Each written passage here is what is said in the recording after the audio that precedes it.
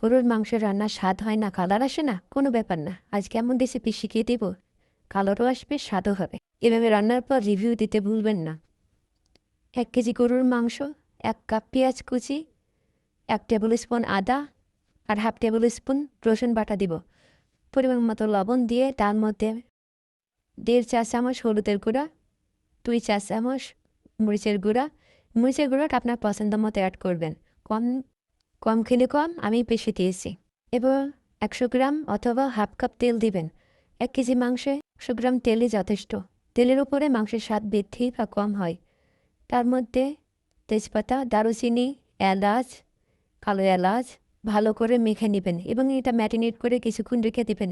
আপনার হাতে যদি সময় থাকে আপনি 1 ঘন্টাও রাখতে পারেন। এরপর অল্প একটু পানি দিব, 4-5টা কাঁচামরিচ দিয়ে ভালো করে ঢেকে মিডিয়াম টু হাই হিটে জাল দিতে হবে। যখন দেখবেন মাংস থেকে পানি বের হচ্ছে তখন চুলার হিট মিডিয়াম করে রাখবেন। এবার 1 চা চামচ জিরা গুঁড়া, 1 চা চামচ ধনিয়া গুঁড়া দিতে হবে।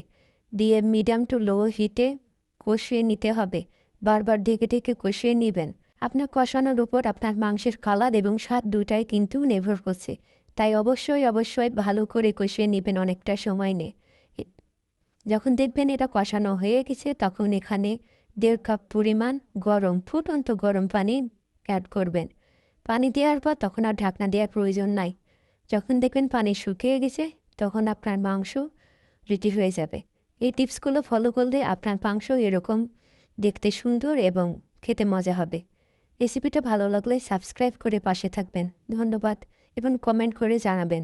আমি রিপ্লাই দেওয়ার চেষ্টা করব।